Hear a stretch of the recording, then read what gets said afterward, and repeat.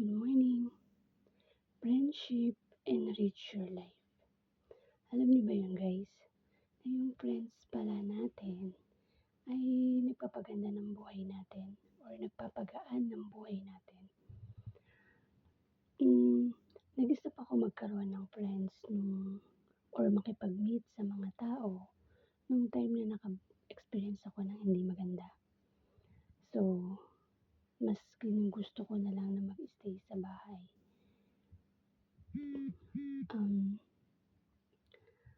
Siguro kaya rin nagkakaroon ng mga bata na maaga silang nag-aasawa kasi nga naghahanap sila ng friends. Naghahanap sila ng kaibigan na pagsasabihan nila ng kanilang mga sama ng loob. Kaya naman, syempre, mas pinipili na lang nilang mag-asawa para magkaroon sila ng tao na masasandalan. Magkaroon ng tao na makakausap about sa mga problema nila. Hanggang sa makakalimutan na nila ang friends at mag-focus na lang sila sa pamilya nila, diba?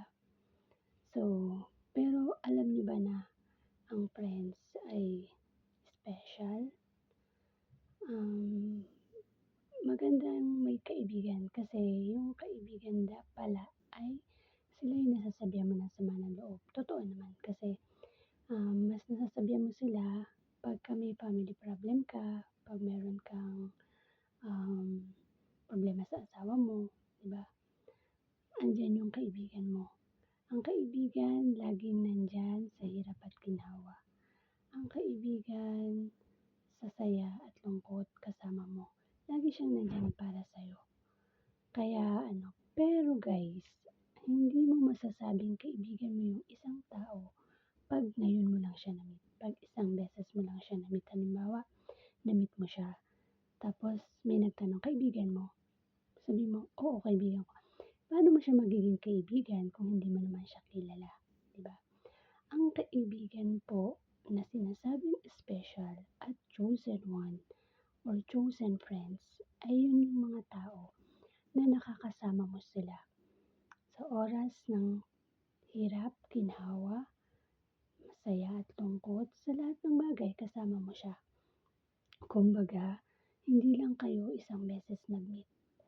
Kumbaga, lagi kayong magkasama, magkausap. Kung hindi man kayo magkasama, magkausap kayo. Kaya kayo nagiging magkaibigan kasi po, nagkakaroon kayo ng similarity. Nagkakaroon kayo ng mga bagay-bagay na pareho kayo. Kaya kayo nagkakasundo at nagiging magkaibigan. Ayun. Kaya po, ang kaibigan, hindi po siya isang beses lang mag-meet. Hindi rin siya isang beses mo lang siya kinakausap. Ang kaibigan po ay laging nandyan para sa'yo. Kaya sinasabi nila na special ang kaibigan. Kung ang kaibigan mo ay sa ginhawa lang siya, hindi po siya kaibigan. Yung kumbaga pagdating ng hirap, iniwanan ka na. Diba? Hindi mo na siya makasama. Ganon. Ang kaibigan po ay laging nandyan. Siya masasabihan mo at ang kaibigan po ay nag-aangat sa'yo.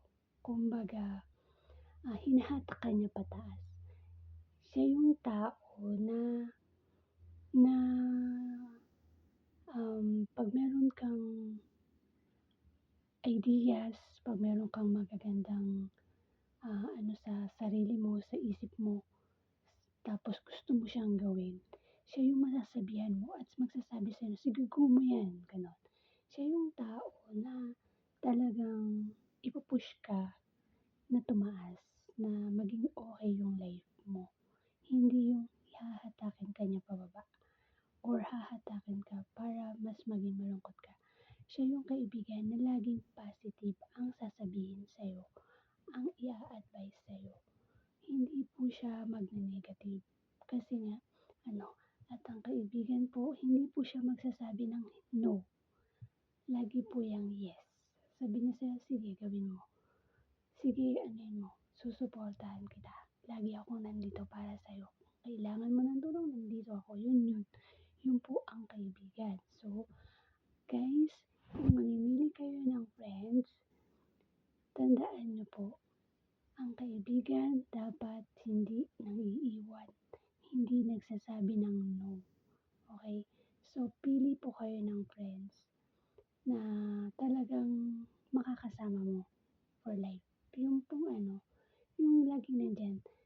Kung gusto mong i-meet yung mga dati mong friends sa college, sa high school, sa ano, gawin mo po nang makilala mo sila at malaman mo talaga ang friendship niyo, 'di ba? Hindi kayo magkakalimutan. Yun po ang friends, okey po? So, guys, enrich natin yung life natin sa friendship. Huwag nating kalimutan ang mga friends natin. Ayan, ito po si Lea Rosales na nagsasabing, "Make your life better."